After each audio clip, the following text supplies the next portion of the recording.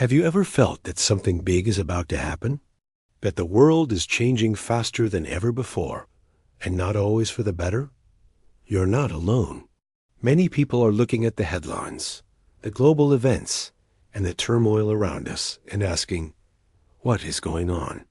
Well, today we're going to explore a topic that has captivated and concerned people for centuries, the final prophecy and the 7-year tribulation. Now, before we dive in, let's be clear. This isn't about fear-mongering or predicting exact dates. Instead, it's about understanding a fascinating and profound part of biblical prophecy and seeing how it might connect to the world we live in today. Whether you're a person of faith, a history enthusiast, or just curious about what the future might hold, I invite you to join me with an open mind. The concept of a 7-year tribulation comes primarily from the Bible, specifically from the book of Daniel in the Old Testament and the book of Revelation in the New Testament. In Daniel chapter 9, the prophet receives a vision about 70 weeks that are determined for his people. Biblical scholars widely interpret these weeks as periods of 7 years. 69 of those weeks, or 483 years, were prophesied to pass between the decree to rebuild Jerusalem and the arrival of the Messiah. History seems to align with this remarkably. But what about that final 70th week? This is the period many refer to as the tribulation. It's a future 7-year period that, according to prophecy, will be a time of unprecedented global upheaval, divine judgment, and spiritual testing. So why do so many people believe this time could be approaching? Let us look at some of the signs or birth pangs that many scholars and observers point to. Jesus himself, in Matthew chapter 24, spoke about the signs that would precede the end of the age. He mentioned wars and rumors of wars, nations rising against nations, famines, earthquakes, and pestilences. Think about our modern world. We have 24/7 news cycles that constantly report on conflicts and tensions across the globe. We've witnessed global pandemics that have shut down the world. We see reports of extreme weather events, earthquakes, and food shortages becoming more frequent and intense. Jesus said these things would be like the beginning of birth pains. They don't mean the end is here at that exact moment, but they indicate that a major event is drawing closer. Another key element of end times prophecy is the nation of Israel. The Bible is very clear that in the last days, the Jewish people would be gathered back to their homeland after being scattered across the earth. The modern state of Israel was founded in 1948, an event that many believers see as a monumental fulfillment of prophecy. Prophecies in books like Ezekiel and Zechariah speak of Israel being a central focus of world events in the end times, and it's undeniable that this small nation is constantly in the global spotlight. Now let's talk about the structure of the tribulation itself. It's often divided into 2 halves, each lasting 3.5 years or 42 months, or 1260 days. You'll see all these terms used in the scriptures. The first half is expected to begin with a moment of apparent peace. A powerful and charismatic global leader, often referred to as the Antichrist, will rise to prominence. He will likely come on the scene as a brilliant diplomat, a problem solver, someone who seems to have all the answers for a world in crisis. The book of Daniel suggests he will confirm a covenant or treaty with many for 1 week, that 7-year period. This treaty is often believed to involve Israel and may promise peace and security, particularly in the Middle East. During this initial period, the world might breathe a sigh of relief. This leader could bring about economic stability, resolve long-standing conflicts, and unite humanity under a common vision. This is where the idea of a one-world government and a single global currency comes into play.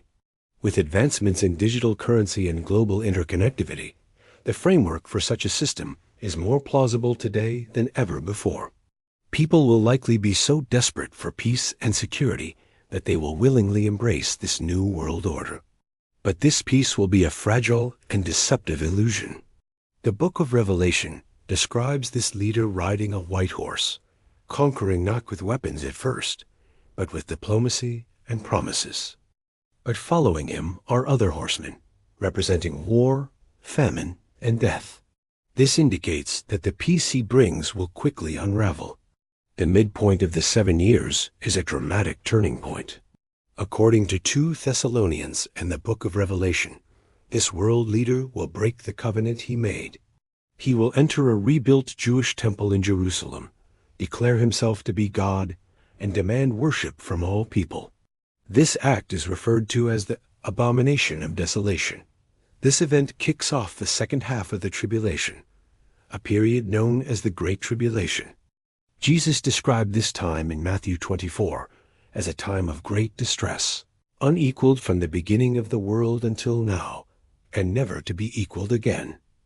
During these final 3.5 years, the world will experience a series of divine judgments, often described as the seal, trumpet, and bowl judgments in the book of Revelation. These are terrifying, cataclysmic events that will affect the Earth's ecology, its political structures, and its entire population. They include things like massive earthquakes, asteroids falling from the sky, poisoned waters, and widespread plagues. At the same time, the Antichrist's regime will become openly tyrannical. Revelation chapter 13 describes a system where no one can buy or sell unless they receive a mark on their right hand or on their forehead. This mark signifies allegiance to this global leader and his system. The technology for such a system, whether through microchips, biometric data, or digital IDs, is no longer science fiction. The debate around this topic is intense, but the prophetic outline is stark. It will be a choice between physical survival and spiritual loyalty. Those who refuse the mark will face severe persecution. Now, I know this all sounds incredibly grim, and it is. The tribulation is described as the darkest chapter in human history. But here is the most important part of the entire narrative. It is not the end of the story. The purpose of the tribulation, according to Scripture, is twofold. First, it is a time of God's judgment upon a rebellious world. Second, it is a time of purification for the nation of Israel, leading a remnant of them to finally recognize their Messiah. At the very climax of this period, when all hope seems lost, and the armies of the world gather against Jerusalem in a final battle, often called Armageddon, Jesus Christ is prophesied to return, not as a humble servant this time, but as a conquering king. The book of Revelation describes his return in glorious, powerful detail. He will defeat the Antichrist and his armies, put an end to the rebellion, and establish his kingdom on earth. This is the ultimate hope that underpins all of this prophecy. It's not just about destruction. It's about redemption. It's not just about judgment. It's about the establishment of true, lasting peace and justice. The prophets who spoke of these difficult times also spoke of a glorious future beyond them, a time when he will wipe every tear from their eyes. There will be no more death or mourning or crying or pain. So how should we process all of this information today? Again, it's not about panicking or trying to predict the exact day or hour. In fact, Jesus himself said that no one knows the day or the hour. Instead, it's about being aware. It's about watching the world with a discerning eye and understanding the larger spiritual narrative that may be unfolding. It's a call to examine our own lives and our own beliefs. If these prophecies are true, it means that our time here is finite and that there is a spiritual reality that transcends our daily struggles. It encourages us to think about the bigger questions of life. Why are we here? What is our purpose? And what do we truly place our hope in? Is it in temporary political or economic systems? Or is it in something more permanent and divine? The story of the 7-year tribulation is a profound and complex prophecy. We've only scratched the surface today, but my hope is that this has given you a clearer understanding of what it is, why so many people are talking about it now, and what the ultimate message of hope behind it all is. It's a reminder that even in the midst of chaos and uncertainty, there is a plan and a purpose. Thank you for joining me on this deep dive into a fascinating topic. If this has sparked your curiosity, I encourage you to read these passages for yourself and continue to explore. Let me know your thoughts in the comments below. And if you found this video insightful, please give it a like and subscribe for more content that explores these important questions. Until next time, stay watchful and stay hopeful.